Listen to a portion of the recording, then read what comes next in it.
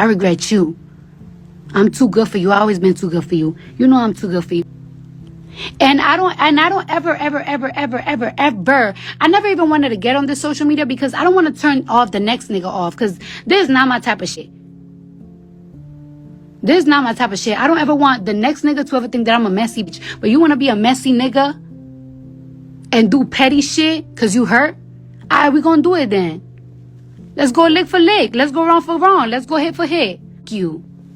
I told you, leave me the fuck alone. Bye. Cause he know I'm busting ass. Cause he know how much this new era for me, my tour, and my album means so much to me. But you don't like that. Stop calling me.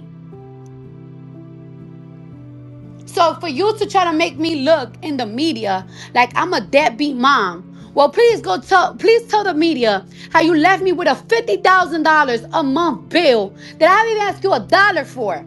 Please go say that. When you make it seem like I'm a deadbeat mom, Belcalis Marlenis Almanzar pay over $50,000 just on her kids alone. Just on her kids alone. Me. My money, my hands.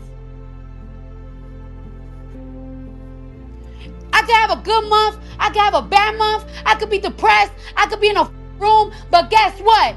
I have to pay that bill. No help. With no help. No nigga. Nobody. Me. And I'm cool with that. I'm cool with that. I'm cool with that. Those are my kids. I'm cool with that. Shit don't faze me. But you're not going to sit here and try to bash me as a mother when I pay for everything. Because you left me with a bill for a whole entire year. And I haven't said a thing. You don't even offer, nigga. So stop playing with me. We have all been where Cardi B is right now because we have all been hurt. And I don't want this to be yet another think piece about Cardi B and her decisions and all of that and how we disagree with it. More importantly, what I want to do is examine what we do when we're hurt. What is Cardi B doing because she's hurt? And I know, and there was a situation that occurred over the weekend that I was able to observe, which reminded me of how all of us in relationships, when we're hurt and when we're hurting, oftentimes resort back to being children, sometimes acting out like children. And this is not an insult. I think, and I don't want to get into the psychology of it, but this goes into psychology. When you give someone your heart, when you trust someone and you get hurt, the things that you do to try to hurt the other person. And yes, a lot of this goes back to behavior that many of us exhibited as children. And this is hard. This is a hard pill to swallow. This is a difficult thing to admit, that we as people often are childish, are immature. Even when we're grown, we behave in ways when we're hurting, especially, that exemplify that of childhood. And the clips that you heard in the beginning of this video is an example of what I'm talking about. And you all know that I've talked about Black women hurting on this channel quite often. And I've also talked about how, and we saw this with Remy Ma. We saw this with, we see this with Tamar Braxton and various other women who run to the internet when they are frustrated with their significant other or their ex, making videos, angry videos, spewing all types of things that they can't retract because people will screenshot it and share it. And so, and I think to a degree, we know who these people are in Hollywood, in entertainment, in media. And to a degree, we normalize the behavior depending on the person. So depending on who the person is, we might give them more grace than others.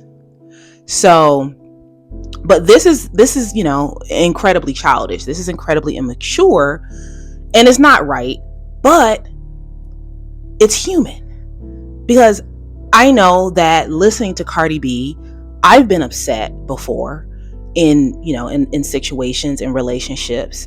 The difference being that I did not put that online. I did not, talk to all of my subscribers and followers and tell everybody about what was going on and why I was so mad. And I've referenced here Fantasia, who's currently married, who made this decision to out something within her marriage, and it caused her husband to leave her. So we know that being overly immature in the context of a relationship can lead to the end of the relationship. And depending on your partner's level of emotional intelligence, it can determine how it can and will determine the end result. So in Fantasia's case, her partner was not having it. Her husband was not having it. But in Cardi B and Offset's case, for the last several years, we've been seeing a lot of tit for tat. And it's like, we've in many ways have seen so much back and forth with them too, that we've in many ways normalized that behavior, normalized the level of toxicity in their relationship. But I'm here to tell you something. And before I say this being aware of how offensive this is probably going to sound, being aware that women have said that listening to me makes them feel sometimes like I'm telling them that they have to settle, being aware of my position, small channel on Black YouTube, but still my position in the space of having more male support. I say this because I believe wholeheartedly that it is true. And it is definitely true in the case of Cardi B, in my opinion. Sometimes you do not deserve better. Sometimes you don't deserve better. And to soften the blow, I'll use myself as an example. Going back to previous relationships, one of the things you often hear, especially women will say this to you, you will say this to yourself as a woman, if you're having a struggle in a relationship, is, I deserve better. I don't deserve this. Now, depending on, obviously this can get very nuanced, depending on the situation, this could be true. It could be true that you don't deserve whatever's happening. But oftentimes, whoever you're with or whatever's happening is a mirror to you, to your life, to your circumstances, a mirror that shows you what you will and will not accept, a mirror that shows you your boundaries, a mirror that shows you your value and how you feel about yourself. And so as much as I complained and thought to myself, oh, I don't deserve this, I deserve so much better, the reality is that I wasn't seeking better at that time. So if I really believed that that was true, that I deserved better, I would have probably became better so I can get better, so that I can attract better. And so I think in Cardi B's case, what we're seeing is an example of a woman who really deserves and deserved what she's getting. And again, it's not because I don't like Cardi B and I'm hating on Cardi B. It is because when you look at people's patterns of behavior, when you look at how they respond to things when they're upset, when you look at their maturity level, their level of emotional intelligence, etc., etc., their control, their emotional control. When you look at all that, and then you look at that of the other person that they're with, oftentimes you see some similarities. The way Cardi B claps back openly and publicly, the way Offset will tweet something and clap back openly and publicly, not privately, although I'm sure there's some private messages as well. But, Offset cheats and then Cardi B cheats back. And you can say, oh, well, he did it first. But again, we are not children. We learn as children. What do they say? Two wrongs don't make a right. But you see both people behaving somewhat similarly. And we justify it and say, well, he did it first. But remember, that's childish. It doesn't matter who did it first. If you feel as though what someone is doing to you is wrong and disrespectful and unacceptable, doing it back to them puts you where? Where they are.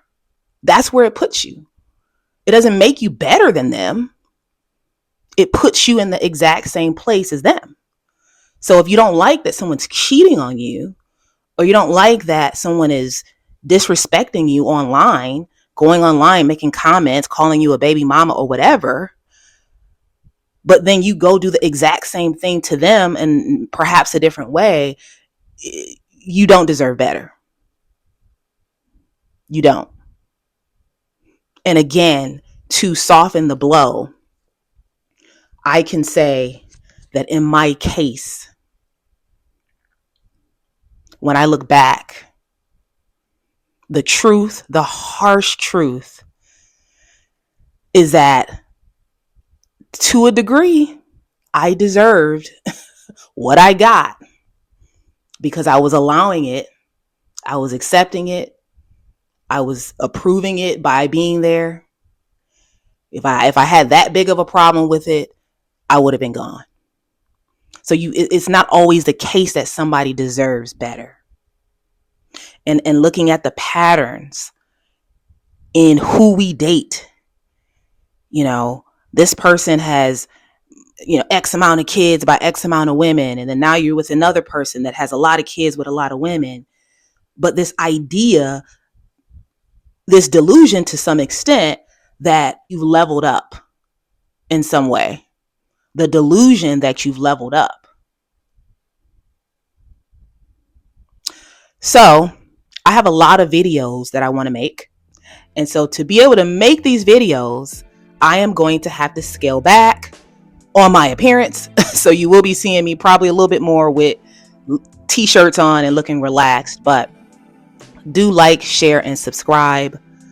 I am your host, Naka, and I am here to make the invisible visible about Black women. I highlight the things that Black women would not tell you. Become a channel member. You can click the join button at the top of your screen and or in the description box to become a channel member. And shout out to all my channel members. And thank you for supporting my channel. Being a channel member is definitely a way of supporting my channel. Stay tuned for the Curated Legacy podcast. The covered series is returning. It's going to be returning.